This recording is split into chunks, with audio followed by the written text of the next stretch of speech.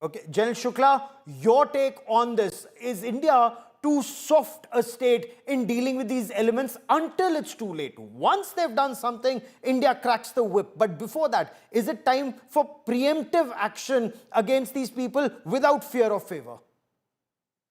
Well, over the last decade, we've been accused of getting too hard. So I think that soft tag is a thing of the past. But two issues I want to raise. One is about this technical intelligence. I mean, human intelligence is extraordinarily important. But see, what happened in the valley for a while was those sets which we couldn't breach. So that is, one part of the problem. Today, in this module also, this morning I was following NDTV, I think, and they were talking of this Threema app, this Yes. instant messaging app, which is not connected to a phone, not to an email. Now, what are our capacities to monitor this kind of stuff? Okay. Because if you cannot get over these technical challenges on the ground, I'll tell you, it's very difficult to break into these modules. And the second point I want to make is a larger point, which I always want to make, that it is just not terror from the West, it is from the East with China. The point I'm making is that our national security challenges to include terror seem to be running ahead of us. Hmm. We need, the national security advisor and the apex political leadership to spare a week and listen to some voices from all over the country about what we should do in the long term.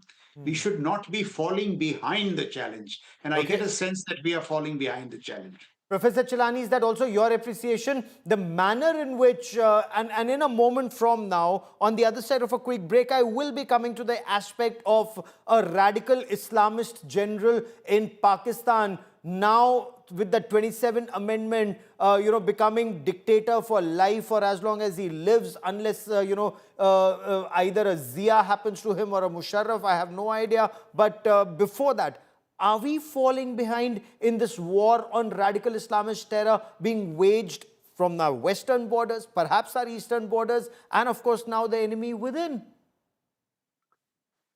Well, that's the big long term threat, the threat from radical ideology.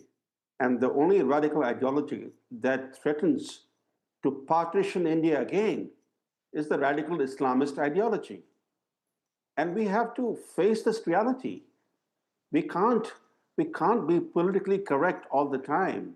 We have to understand that they are these pernicious, sinister forces operating both from within and from outside who are using religion, a perversion, a religious perversion, to undermine India's security. And to deal with that, we need to do several things. First, we need to recognize the problem. Two, we have to build counter narratives.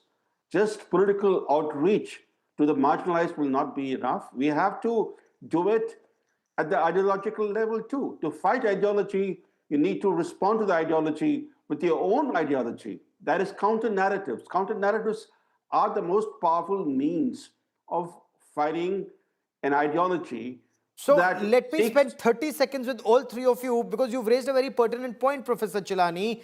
If a paramedic who's also the Maulvi of the Naugam Masjid in Kashmir is radicalizing young doctors in Kashmir, and not one and not two, but multiple, like many doctors, Dr. Adil, Dr. Umar, Dr. Muzammil, and there is a long list.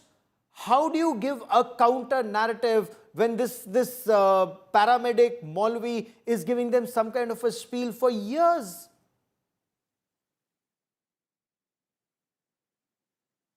Professor Chellaney. Oh, sorry. I didn't realize that you were asking me. Look, Gaurav, targeted counter narratives. You fight ideology through ideological means too, developing sophisticated counter narratives that address the intellectual and perceived ideological grievances of the marginalized, including of those who are highly trained, that is the professionals. So you have to develop counter narratives that also appeal to the educated class. So this building of counter narratives has to involve civil society, community leaders, and particularly respected voices from the professional, academic, and religious communities. For example, getting moderate Muslims to speak up on how radical Islamist ideology is a threat not just to India, a threat to Islam, a threat to Muslim communities in India. That's how you build targeted counter narratives. Unless, of course, those moderate Muslims are scared of these elements themselves. After all, who would want to be the next victim of these elements? And Sandeep, the point that General Shukla was raising about technology, these young, highly educated doctors using an app, which is paid for, which does not want which does not want your phone number, which does not want your email address. It's a paid app. You can have highly secure encrypted conversation, audio, video, data. Are our security forces up to the mark? Are they lagging? In this instance, if such a group was operating for 2 years, clearly India has been found to be lagging here. Well, absolutely, Gaurav. And the thing is that technology is moving at such an incredible speed. And this is something that General Shukla has written in his book on civil-military fusion.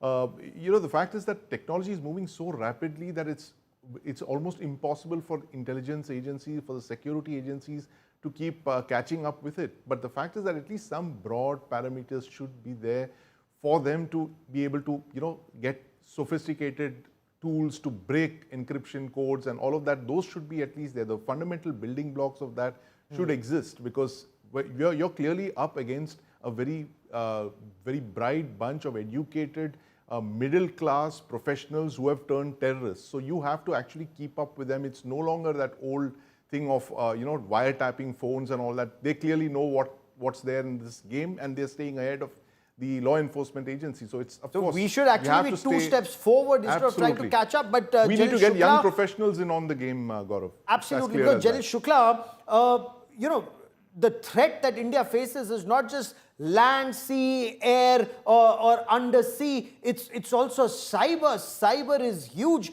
In your appreciation, sir, and you've written in your book, are we lagging? Are we playing catch up? We're absolutely lagging in cyber. It's not just cyber, it is AI-enabled cyber. I mean, you see a discourse outside, people say AI-enabled cyber is unstoppable. You hear Eric Skimmett on it. So, see, this space and cyber, they have to become combatant commands as far as possible. Technology, you need units like 8200, 9300, young technology geeks. Me and Sandeep cannot do this kind of stuff. But one point I want to make very interestingly, the one which was raised by Mr. Brahma Chellaney about the counter narrative.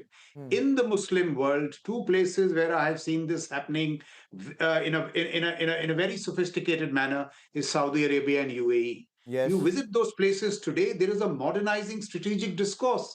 It is not about religion, it is not about oil, it is about AI and all that kind of stuff. You actually see it happening.